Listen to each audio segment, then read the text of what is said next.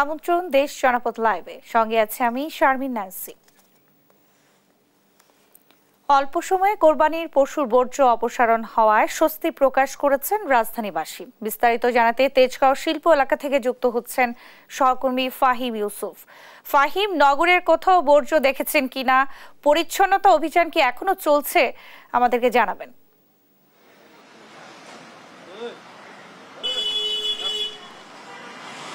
ঈদুল আজহার দ্বিতীয় দিন আজ। এখন পর্যন্ত রাজধানীর যে পশু কোরবানিগুলো হয়েছে, অধিকাংশ পশুই কিন্তু কোরবানি হয়ে গিয়েছে ইতিমধ্যে।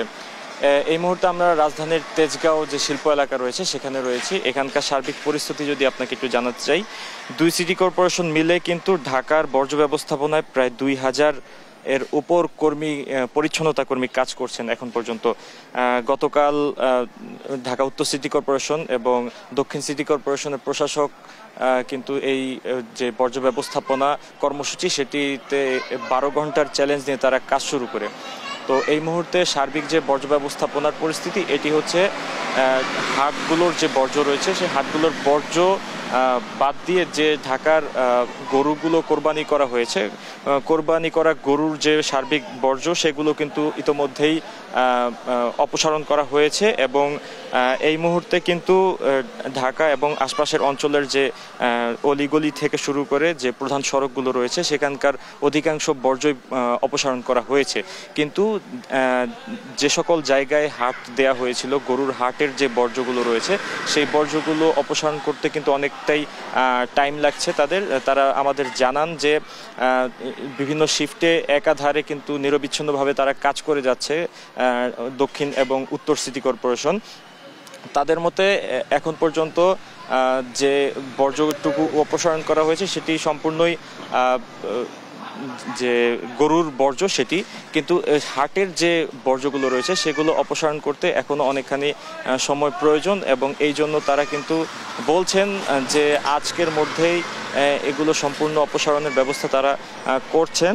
এবং আমরা দেখতে পাচ্ছি যে তেজগাঁও কলোনি বাজার যে হাট রয়েছে, হাট সংলগ্ন এই রোডটিতে ইতিমধ্যেই সকাল থেকে বিভিন্ন শিফটে কাজ করা কর্মীরা কিন্তু এখানে এসে তারা নিজেরা এক সাইড থেকে কিন্তু রাস্তার বর্জ্যগুলো অপর সাইডে নিয়ে রাখছে এবং সেখান থেকে কিন্তু বড় গাড়িতে করে ঢাকা থেকে এই বর্জ্যগুলো নিয়ে যাওয়া হচ্ছে। তারা আমাদের জানান যে এই সম্পূর্ণ প্রক্রিয়াটি সম্পন্ন হতে এখন পর্যন্ত অনেকখানি সময় লেগে যাবে। তারা জানান যে 24 ঘন্টার মধ্যেই তাদের সম্পূর্ণ বর্জ্য যে অপসারণ সেই অপসারণের চ্যালেঞ্জ রয়েছে এবং তারা আশাবাদী যে এটিতে তারা সফল হবেন।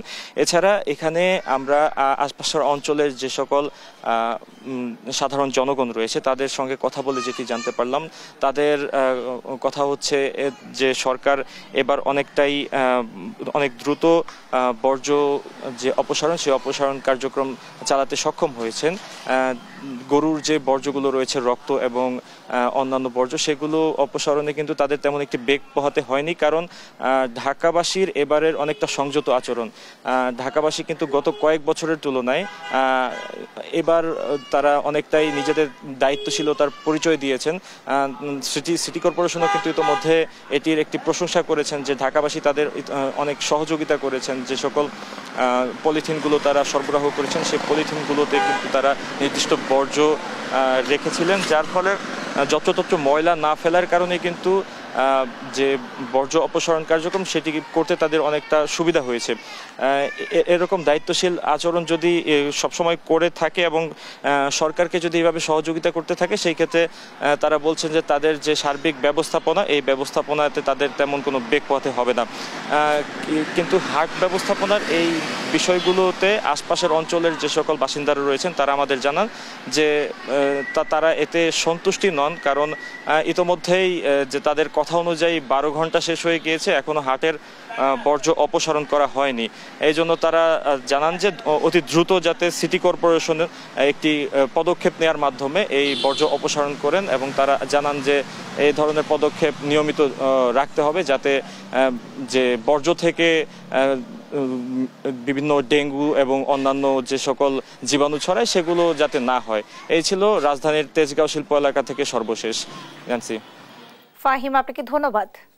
দর্শক, রাজধানী তেজগাঁও শিল্প এলাকা থেকে আমাদের সঙ্গে যুক্ত হয়েছিলেন সহকর্মী ফাহিম ইউসুফ। ঈদ উল আজহা উপলক্ষে কয়েদিদের সঙ্গে একটু দেখা করতে পরিবার পরিজনেরা নওগাঁ জেলা কারাগারের সামনে ভিড় করতে শুরু করেছেন।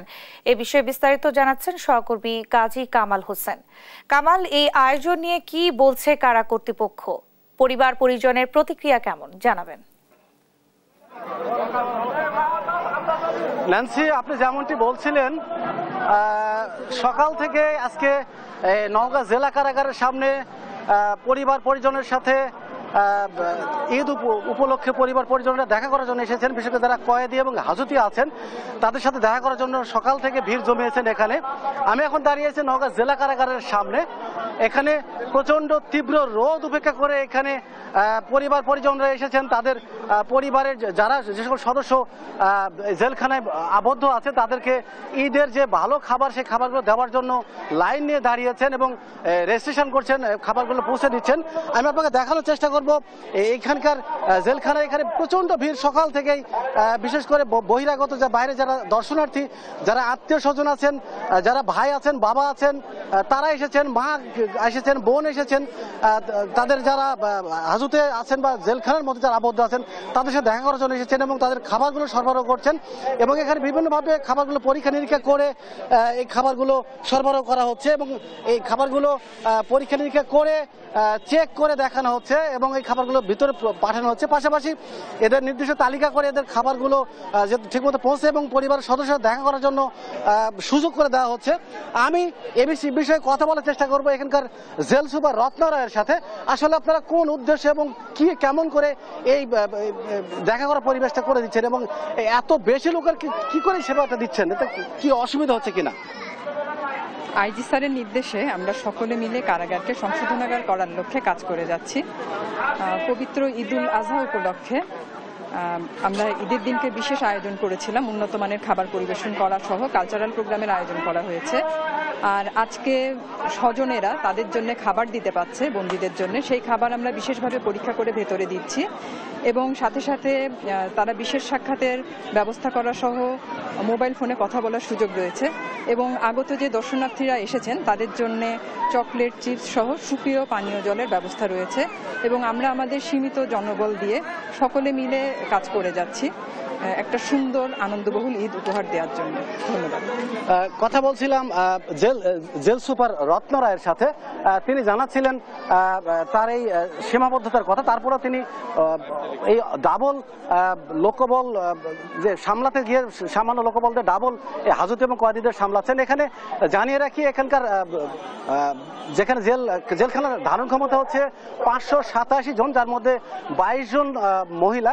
অথচ এখানে রয়েছে প্রায় 1200 থেকে 1300-র মতো এখানে হাজতি এবং কয়েদি রয়েছে, যার মধ্যে প্রায় 50 জনের অধিক রয়েছে মহিলা হাজতি এবং কয়েদি।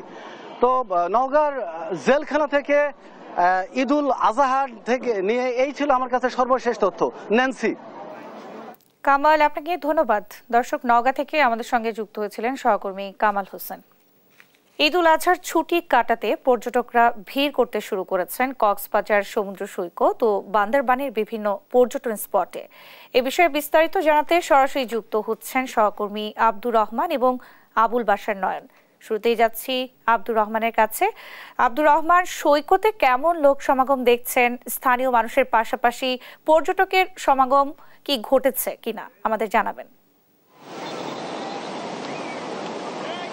ঈদ মোবারক। জেসিকা যেমনটি জানাচ্ছিলেন, কক্সবাজারে আজকে ঈদের দ্বিতীয় দিন। ঈদ উল আজহা উপলক্ষে কক্সবাজারের হোটেল মোটেল জোনগুলোতে নবরূপে সজ্জিত হয়েছে এবং গতকাল কিছু পর্যটকের সংখ্যা কিছু কম ছিল, কিন্তু আজকে সকাল থেকে পর্যটকের আনাগোনা বৃদ্ধি পেয়েছে। বিশেষ করে কক্সবাজারের হোটেল মোটেল মালিক সমিতি আমাদেরকে যেটা জানিয়েছে যে আগামী পরশু থেকে কক্সবাজারের প্রতিদিন লক্ষাধিক পর্যটক আসবে বলে তারা আমাদেরকে জানিয়েছে। বিশেষ করে আজকে সকাল থেকে কক্সবাজারের যেই লাবণী, সুগন্ধা এবং কলাতলি পয়েন্ট পয়েন্ট রয়েছে, সেখানে লোকারণ্য। এখন তারা সমুদ্রে তাদের পরিবার পরিজন নিয়ে সমুদ্র অবগাহনে নেমেছে, যার যার মতো করে সেই ঈদ উদযাপনে সমুদ্রের জলে দাবড়িয়ে বেড়াচ্ছে, কেউ টিউব নিয়ে, কেউ ঘোড়ায় চড়ে বা কেউ বিচ বাইকে চড়ে তারা আনন্দ উপভোগ করতে। বিশেষ করে যারা তরুণ এবং তরুণী রয়েছে তারা তাদের ঈদ উদযাপনটা ভিন্ন টাইপের। তারা কক্সবাজারের যেই সমুদ্র এবং পাহাড়ের যে প্রতি আকর্ষণ, সেটা তারা ঈদ এবং এই কোরবানির ছুটিতে তারা তাদের সময় ছুটিতে তারা কক্সবাজার চলে এসে বলে আমাদেরকে জানিয়েছে।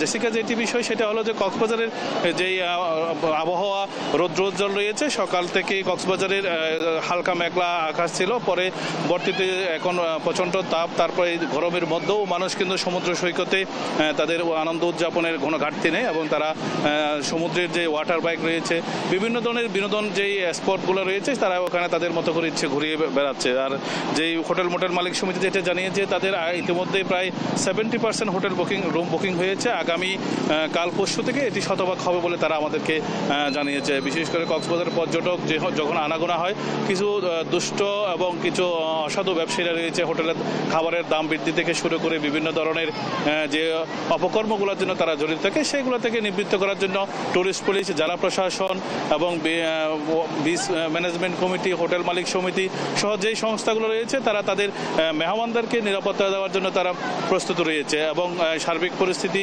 কক্সবাজারের যেই আবহাওয়া ভালো থাকলে এবারে সর্বোচ্চ ব্যবসা হবে বলে পর্যটন ব্যবসায়ীরা আমাদেরকে জানিয়েছে। আমরা সমুদ্র থেকে যাব পাহাড়ে, আমার বান্দরবানে, আমাদের সহকর্মী আবুল বশর নয়ন। ধন্যবাদ রহমান। ঈদের দ্বিতীয় দিন আজ এই মুহূর্তে আমরা আছি একটি শিশু পার্ক এলাকায়।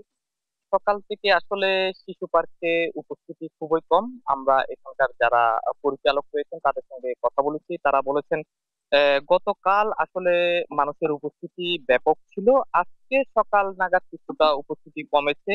বান্দরবানের প্রত্যেকটি পর্যটন স্পটে আসলে মানুষের উপস্থিতি কিছুটা কম রয়েছে। তবে হোটেল মোটেল ব্যবসায়ীরা বলেছেন আসলে তাদের যে হোটেল মোটেল গুলোতে ঘুরতে আসেন পর্যটকরা, যারা ঘুরতে আসেন তাদের উপস্থিতি বাড়বে হয়তো কালকে, আগামীকাল নাগাদ। এখানে তাদের 70 থেকে 80% হোটেল মোটেল বুকিং হয়েছে। আমি একটু এখানকার শিশু পার্কের একজন পরিচালক আছে, তার কাছে একটু জানতে চাই আজকের উপস্থিতি কেমন এবং গতকাল কেমন। গতকালকের উপস্থিতি মোটামুটি ভালো ছিল।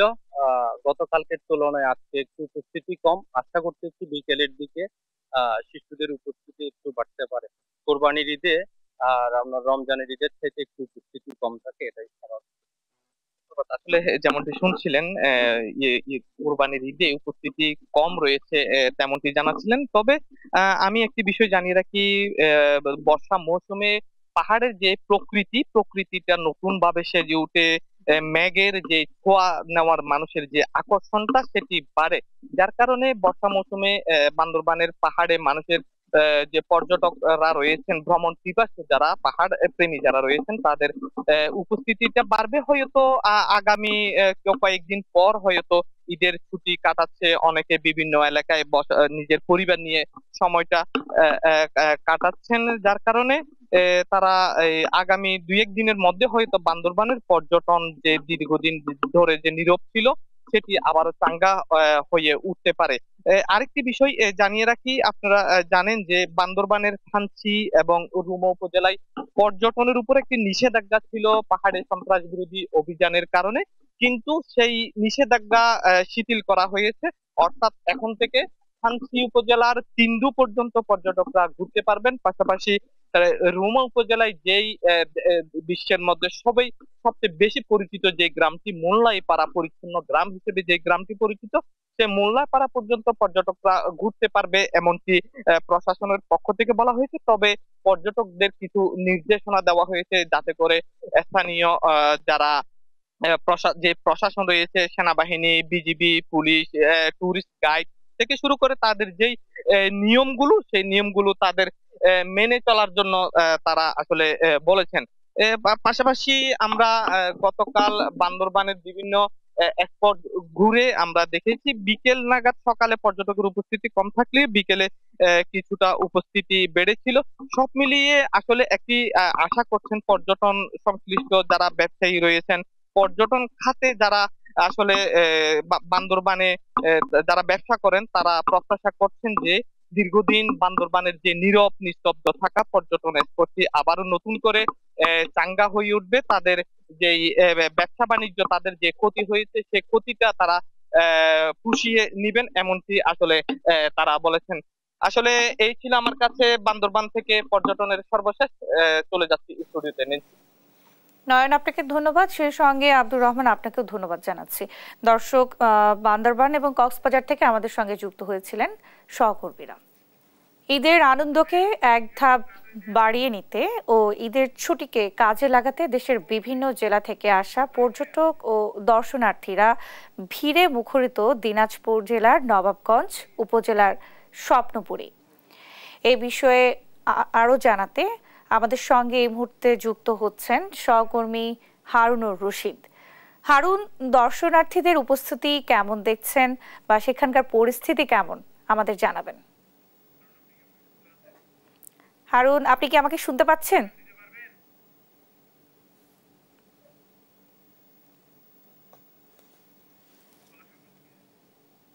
বিনোদন কেন্দ্র স্বপ্নপুরীতে, সেই স্বপ্নপুরীতে এই মুহূর্তে পর্যাপ্ত পরিমাণে উপচে পড়া ভিড় লক্ষ্য করা যাচ্ছে দর্শনার্থীদের।